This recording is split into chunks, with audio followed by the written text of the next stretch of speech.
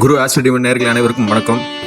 துலா ராசிக்கும் விருச்சிக ராசிக்கும் இந்த ரெண்டு ராசிக்கு இந்த வாரத்துக்கான வாரப்பலன், அதாவது 3ஆம் தேதி மே மாதம் 2026 ஞாயிற்றுக்கிழமையிலிருந்து 9ஆம் தேதி மே மாதம் 2026 சனிக்கிழமை வரை இந்த வாரத்துக்கான 2 ராசிகளுக்கான வாரப்பலன். அதனால் 2 ராசிக்காரர்களும் இந்த காணொலியை முழுதாக காணுங்கள். என சொல்லப்பட விஷயங்கள் மிக இந்திய வேத ஜோதிட அடிப்படையில் மிக நுணுக்கமாக ஆய்ந்து சொல்லப்படுவதாக இருக்கும். இது முழுமையான உங்களுடைய தனிப்பட்ட பிறப்பு ஜாதக அடிப்படையில் இல்லை, தற்போது நடக்கும் கிரக கோல்சார அடிப்படையில் ஒரு பொது பலனாக சொல்லப்படுவது. அதனால் உங்களுடைய ராசிக்கு இந்த பலன்கள் ஒரு வித பொருத்த முடியுமதாக நெருங்கி வரும். இந்த பலன்களை நீங்கள் நன்றாக உணரலாம். ஆனால் முழுமையான பலன் தெரியுது உங்களுடைய பிறப்பு ஜாதகத்தில் தான் முழுமையாக தெரியும். அந்த பிறப்பு ஜாதகத்தின் ஜாதகத்தன்மையை அறிய குறைந்த கட்டணத்தில் தங்கள் ஜாதகத்தை ஆய்வு செய்து சொல்கின்றேன். வாட்ஸ்அப்பில் தொடர்பு கொள்ளுங்கள். வாட்ஸ்அப்பில் எண்ணம் அதில் கீழே பதிவிட்டுறேன், அதை பார்த்து தொடர்பு கொள்ளுங்கள். அதனால் இந்த வாரத்தில் துலா ராசிக்கு எது மாதிரியான பலன்கள் இருக்கும் என்றால், இந்த வாரம் உங்களுக்கு நன்றாக தான் உள்ளது. அதே நேரத்துலையும் ஃபேமிலி சார்ந்த விஷயங்களையும் கொஞ்சம் கவனமாக இருக்க வேண்டிய வாரமாக இருக்கின்றது. துலா ராசிக்கு பார்த்திங்கன்னா 6ஆம் வீட்டில் மீனத்தில் சனியும் செவ்வாயும் இருக்கிறதுனால இது ஒரு விதமான சத்ரு சம்ஹார அமைப்பாகும்.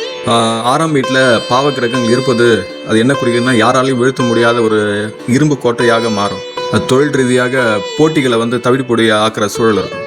உங்களுக்கு நேரடியான மறைமுகமான எதிரிகள்லாம் காணாமல் போவார்கள். நீண்ட நாட்களாக இழுபறியில் இருந்த வழக்குகள்லாம் உங்களுக்கு சாதகமாக முடியும். இந்த அடிப்படையில் சந்திரன் 3 வீட்டுக்கு இடப்பெயர்வு ஏற்படுகின்றது. 3ஆம் தேதி 4ஆம் தேதி உங்கள் 2ஆம் வீடான விருச்சிகத்துக்கு இடப்பெயர்வு ஏற்படுகிறது. அதனால் பேச்சில் ஒரு விதமாக இனிமை கூடும். குடும்ப தேவைகளை பூர்த்தி செய்வீர்கள். பணவரவு ஒரு திருப்திகரமாக இருக்கும். ஏன்னா சுக்கிரன் 7ஆம் பார்வையாக விருச்சிகத்தை பார்க்கின்றது. அதனால் சுக்கிரனின் ஆற்றல் சந்திரனை இது பண்ணி உங்கள் மன ரீதியாக அவங்க குடும்பத்தில் ஒரு சந்தோஷத்தை ஏற்படுத்தும்.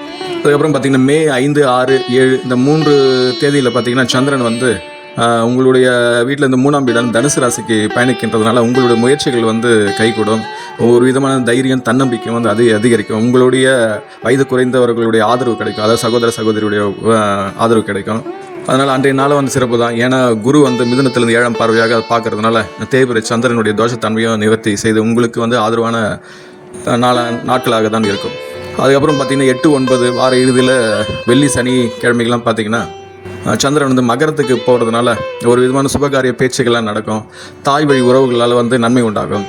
வாகனம் வாங்கணுன்ற எண்ணம் இருந்தால் அது ஈடேறும். நிலம் மனை வீடு கட்டுதல் போன்ற விஷயங்கள் நீங்கள் நினச்சிட்டு இருந்தீங்கன்னா அதை பற்றிய முயற்சிகள்லாம் சிறப்படையும். உங்கள் 5ஆம் இடத்தில் கும்பத்தில் ராகு இருக்குது. குரு பார்வை 5ஆம் இடத்தை பார்க்கறதுனால உங்களுடைய படைப்பாற்றல் சிந்தனை, தொழில்நுட்பம் சார்ந்த விஷயங்கள், மறைப்பொருளான விஷயங்கள்லாம் உங்களுக்கு நல்ல புலப்படும். உங்கள் குழந்தைகளின் உடல் நல்ல ஆரோக்கியம்லாம் மேம்படும். உயர்கல்வியான வாய்ப்புகள் ஏற்படும். வெளிநாட்டு தொடர்புகள் உண்டாகும். உங்கள் ராசிநாதன் சுக்கிரன் 8இல் மறைவு, அது ரிஷபத்தில் மறைவறதுனால ஒரு விபரீத ராஜயோகத்துக்கு ஈடானது தான். இதனால் எதிர்பாராத பணவரவு இருக்கும். ஏன்னா அது சுக்கிரன் உங்கள் 2ஆம் வீட்டையும் பார்க்குது தன் பார்வையால். அதனால் இது மாதிரியான விஷயங்கள் இது இருக்கும். இன்சூரன்ஸ் சார்ந்த மெச்சூரிட்டி பணங்கள்லாம் கிடைக்கும். பூர்வீக சொத்துக்கள் வரவும் வாய்ப்புள்ளது. 11ல் கேது இருக்கிறதுனால சின்ன சின்ன முதலீடுகள் மூலம் உங்களுக்கு லாபம் வரலாம். ஏற்கனவே ஆரம்பத்தில் சொன்ன மாதிரி குடும்பம் சார்ந்த விஷயத்தில் மட்டும் நீங்கள் கவனமாக இருக்குன்றது எதுக்காக சொன்னால், இவங்க 7ஆம் வீட்டில் கலஸ்தர ஸ்தானத்தில் சூரியன் ரொம்ப உச்சமாக இருக்குது. அந்த ரொம்ப உச்சமாக இருக்கிறதுனால கணவன் மனைவி, காதலி, நட்புகள் இதெல்லாம் ஒரு விதமான யூகோ பிரச்சனை தான் கிளாஷ் ஆகும். இந்த யூகம் வரும்போது நீயா நானன்ற அதிகார போட்டி உருவாகும். அதனால் போதிய மட்டும் தேவையற்ற விவாதங்களை தவிர்த்து கொள்ளுங்கள். குடும்ப அமைதி தான் ரொம்ப முக்கியம். ஏன்னா குடும்பத்துக்காக தான் நாம் வாழ்கின்றோம். அந்த குடும்பம் நமக்கு சந்தோஷத்தை கொடுக்குது. அதனால் முதல் ப்ரியாரிட்டி குடும்பத்துக்கும் நமக்கும் கொடுக்கணும்.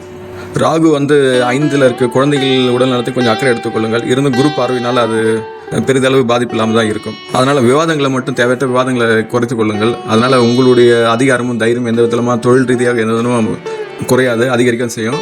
இந்த வாரம் உங்களுக்கு ஒரு வித சிறப்பான வாரமாக தான் இருக்கும். இந்த வாரத்தின் அதிர்ஷ்ட எண்கள் பார்த்திங்கன்னா 6, 5, 8. அதிர்ஷ்ட திசையும் பார்த்தா மேற்கு, தென்கிழக்கு. அதிர்ஷ்ட நிறம் வெண்மை, வெளிர் நீலம் மற்றும் சந்தன நிறம். அந்த கலஸ்தர ஸ்தானத்தில் 7ஆம் இடத்துல சூரியன் உச்சமாக இருக்கிறதுனால ஞாயிற்றுக்கிழமை அல்லது தினமும் சூரிய வழிபாடு செய்வது சிறப்பு. சிவபெருமானுக்கு வில்வ இலை சாத்தி அர்ச்சனை செய்வதும் சிறப்பு. 5இல் ராகு இருக்குது. அதோடைய தோஷம் நீங்கள் செவ்வாய்க்கிழமை, வெள்ளிக்கிழமை துர்கை அம்மனுக்கு நெய் தீபம் ஏற்றி வணங்குவது சிறப்பு. அதனால் இந்த வாரத்தில் தாங்கள் அனைத்து வளங்களும் பெற்று சிறப்புடன் வாழ எல்லாம் வளர்ந்த இறைசக்தி நான் பிரார்த்திக்கின்றேன். தாங்களும் தங்கள் அன்பு குடும்பமும் வாழ்க வளமுடன். இக்காணொலி வந்து உங்கள் நட்பு வட்டத்திலும் உறவு வட்டத்திலும் பகிர்ந்து கொள்ளுங்கள். சப்ஸ்கிரைப் செய்யலாம், சப்ஸ்கிரைப் செய்து கொள்ளுங்கள். உங்களுடைய பிறப்பு ஜாதகத்தை முழுமையாக ஆய்ந்து பலன்கள் சொல்ல கீழே இருக்கும் வாட்ஸ்அப் எண்ணில் தொடர்பு கொள்ளுங்கள். குறைந்த கட்டணத்தில் விரிவாக உங்கள் பலன்களை சொல்கின்றேன். வாட்ஸ்அப்பில் தொடர்பு கொள்ளுங்கள். வாழ்க வளமுடன். இந்த வாரம் பொதுவாக விருச்சிக ராசிகளுக்கு வந்து எதிரிகளை வீழ்த்தும் அசாத்திய துணிச்சலும் தேவை. அதே நேரத்தில் நல்ல இன்டெப்த்தாக ஆழ்ந்த சிந்தனையும் உங்களுக்கு இந்த வாரம் தேவையாக இருக்கின்றது. விருச்சிக ராசியிலிருந்து 5ஆம் இடத்தில் மீனத்தில் வந்து சனி இருக்கிறதுனால இந்த அஷ்டமத்து சனி, 7வது சனி, கண்டக சனி மாதிரி அத்தாஷ்ட சனி போல பஞ்சம சனின்ற இருக்குது. அந்த விருச்சிக ராசிக்காரர்கள் வந்து பஞ்சம சனி நடைபெறுகின்றது. இந்த பஞ்சம சனியின் வந்து அதோடைய காரகத்துவம் எது மாதிரின்னா, அது உங்களுடைய ராசி மனதில் வந்து ஒரு தேவையற்ற ஒரு குழப்பங்களை ஏற்படுத்தும். நீங்கள் எடுக்கிற முடிவில் வந்து சில தடுமாற்றங்கள் உண்டாகும். அதனால் செய்யும் செயலில் சின்ன சின்ன தடங்கள் இதெல்லாம் ஏற்படும், ஒரு குழப்ப நிலை ஏற்படும். இதை வந்து சரி செய்கிறது உங்களுடைய குடும்ப குலதெய்வ வழிபாட்டை வணங்குவது மிக சிறப்பு. இந்த அடிப்படையில் பார்க்கும்போது சந்திரனுடைய இடப்பெயர்வு கொண்டு தான் வந்து 70% வந்து இந்த வாரப்பலன் அமைகின்றது. அந்த அடிப்படையில் பார்த்தீங்கன்னா மே 3ஆம் தேதியும் 4ஆம் தேதியும் தேய்பிறை சந்திரன் உங்கள் ஜென்ம ராசியிலே வரப்போகிறது. அதாவது ஞாயிற்றுக்கிழமையும் திங்கக்கிழமையும் தேய்பிறை சந்திரனாக இருந்தாலும் அது வந்து உங்கள் சொந்த நட்சத்திரத்தும் சொந்த ராசியில் இருக்கும்போது அது வந்து நீச்சமாகி பலம் இழந்து தான் இருந்தும் ரிஷபத்தில் இருக்கும் சுக்கிரன் வந்து 7ஆம் பார்வையாக விருச்சிகத்தில் இருக்கும் சந்திரனை பார்க்கறதுனால அந்த நீச்சனுடைய பலவீனம் வந்து குறைந்துடும். அதனால் முகத்தில் ஒரு விதமான பொலிவு இருக்கும், சுறுசுறுப்பு அதிகரிக்கும், சிந்தனையில் ஒரு விதமான வேகம் இருக்கும். ஏன்னா பாவி தேய்பிறை சந்திரனாக இருக்கும்போது அது பாவி கிரகமாக இருக்குது. விருச்சிகத்தில் அது நீச்சம் ஆகிறதுனால மன ரீதியாக ஒரு உடல் ரீதியாகவும் ஒரு விதமாக தளர்வு, எதையும் செய்ய முடியாதுன்றது ஒரு குழப்பம் இருக்கும்.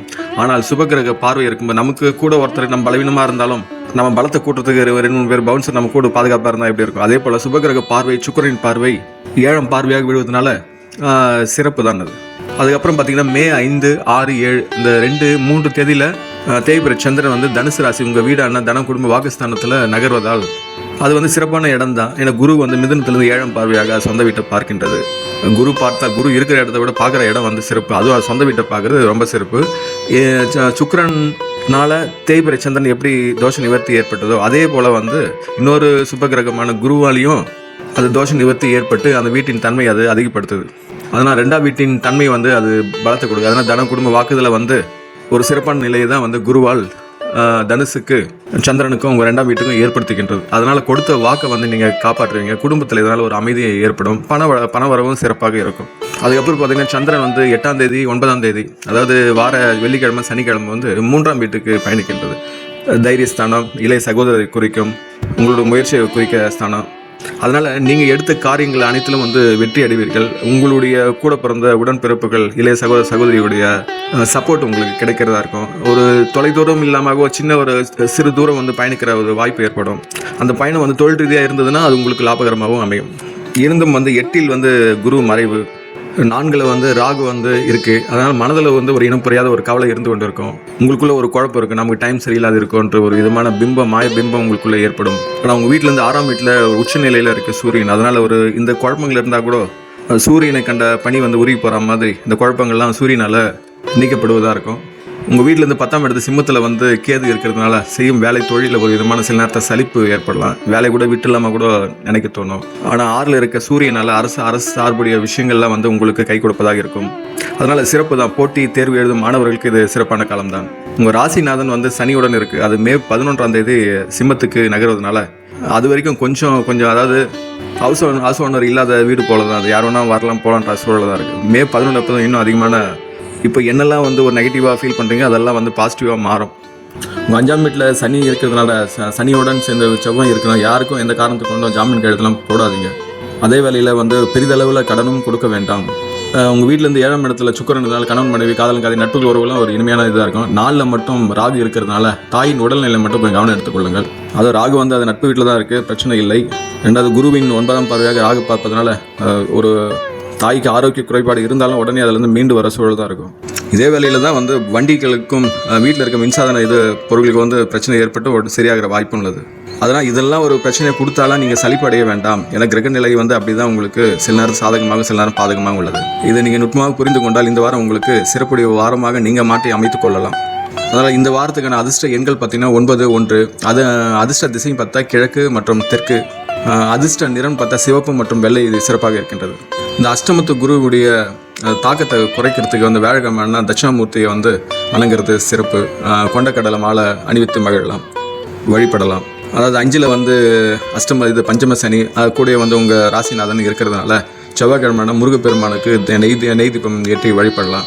ஏழை குழந்தைகளுடைய கல்விக்கு நீங்கள் உதவிடலாம். அது ஒரு விதமான மன அமைதியை ஏற்படுத்தும். அதனால் உங்களுடைய முயற்சி இந்த வாரத்தில் சிறப்பாக அமைய, வெற்றி அமைய, உங்கள் வாழ்வில் அனைத்து வளங்களும் பெற்று சிறப்புடன் வாழ எல்லாம் அந்த இறைசக்தியை நான் பிரார்த்திக்கின்றேன். தாங்களும் தங்கள் அன்பு குடும்பமும் வாழ்க வளமுடன். இக்காணொலி வந்து உங்கள் நட்பு வட்டத்திலும் உறவு வட்டத்திலும் பகிர்ந்து கொள்ளுங்கள். சப்ஸ்கிரைப் செய்து கொள்ளுங்கள். உங்கள் ஜாதகத்தின் முழு பலன் தெரிந்து கொள்ள என்னுடைய வாட்ஸ்அப் எண்ணில் தொடர்பு கொள்ளுங்கள்.